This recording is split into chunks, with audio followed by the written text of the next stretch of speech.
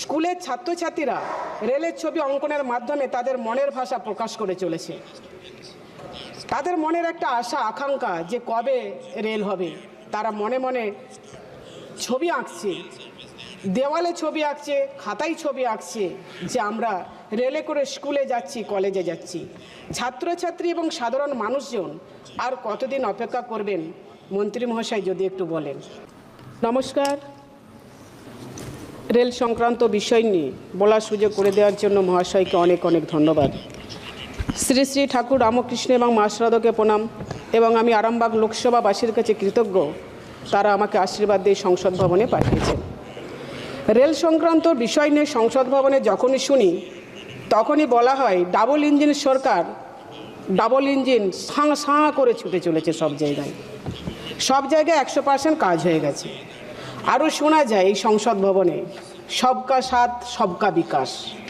তাই যদি হয় তাহলে ভারত পথিক রাজা রামমোহন রায়ের জন্মস্থান খানাকুল আরামবাগ লোকসভা কেন্দ্রে অবস্থিত। রাজা রামমোহন রায় যিনি প্রথম রেলযাত্রী ছিলেন, সেই স্থানে আজও রেল চালু হলো না। স্কুলের ছাত্রছাত্রীরা রেলের ছবি অঙ্কনের মাধ্যমে তাদের মনের ভাষা প্রকাশ করে চলেছে। তাদের মনের একটা আশা আকাঙ্ক্ষা যে কবে রেল হবে। তারা মনে মনে ছবি আঁকছে, দেওয়ালে ছবি আঁকছে, খাতায় ছবি আঁকছে যে আমরা রেলে করে স্কুলে যাচ্ছি, কলেজে যাচ্ছি। ছাত্রছাত্রী এবং সাধারণ মানুষজন আর কতদিন অপেক্ষা করবেন মন্ত্রী মহাশয় যদি একটু বলেন।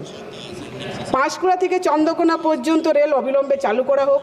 তার কারণ চন্দ্রকোনায় নাড়াজলে একটি ঐতিহাসিক প্রসিদ্ধ রাজবংশী আছে। সাধারণ মানুষ এবং ঐতিহাসিক প্রসিদ্ধ স্থানকে বাঁচিয়ে রাখার জন্য অবিলম্বে রেল চালু করা হোক।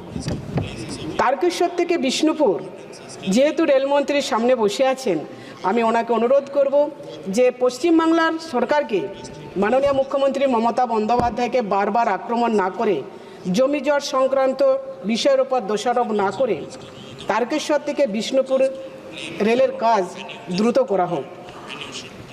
আরও একটা বিষয়, তার ক্যান্সার পেশেন্টদের যাতায়াতের সুবিধার জন্য মুম্বাই টাটা মেমোরিয়াল যে হসপিটাল রয়েছে সেটা যাওয়ার জন্য যদি আরামবাগ থেকে মুম্বাই কিংবা আরামবাগ থেকে ব্যাঙ্গালোর যদি কোনো রেল চালু করা হয় সেটা খুবই ভালো হয়। যদি সপ্তাহে 2 দিন অন্তত হয় সেটাও খুব ভালো বিষয় হয় পেশেন্টদের জন্য। এবং স্টপেজ অবশ্যই শেওড়াফুলি, তারকেশ্বর, আরামবাগে যদি হয় তার মতো কোনো ভালো জিনিস আর হতেই পারে না। যাই হোক না কেন, আমরা একটা বিষয় দেখে আসছি। কিছুক্ষণ আগে এখানে একজন সতীর্থ বলছিলেন যে রেলের নাকি কোনো দুর্ঘটনা হয়নি। সুন্দর। আমি জানি না উনি খবরের কাগজ দেখেন কিনা, সংবাদ দেখেন কিনা। আমি জানি না সংসদ ভবনে দাঁড়িয়ে এ ধরনের মানুষের জন্য মিথ্যে কথা বলা যায় কিনা, হাততালির জন্য মিথ্যে কথা বলেন কিনা, এটাও আমি জানি না।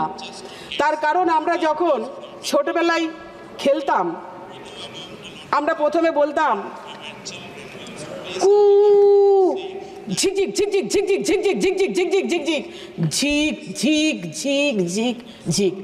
আজকে ডাবল ইঞ্জিন সরকার করে যারা চিৎকার করছে, এক minute, just a minute, double engine সরকার করে যারা চিৎকার করছে, এখানে কিছুক্ষণ আগে একজন বন্ধু বলে গেলেন সেই ডাবল ইঞ্জিনের হাল যে কতটা ভালো কি মন্দ আজকে মানুষ কিন্তু বিচার করে যাচ্ছে।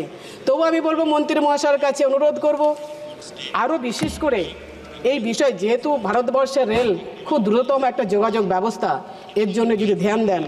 আর যেতে যেতে আর একটা কথা বলি যে পেশেন্টের জন্য যদি টিকিটগুলো একটু তাড়াতাড়ি কনফার্ম করা যায় তাহলে পেশেন্টদের বাড়ি খুব উপকৃত হবে সে পেশেন্ট পার্টি। যাই হোক, আমাকে আরেকবার বলার সুযোগ করে দেওয়ার জন্য অনেক অনেক ধন্যবাদ। আমি জানি।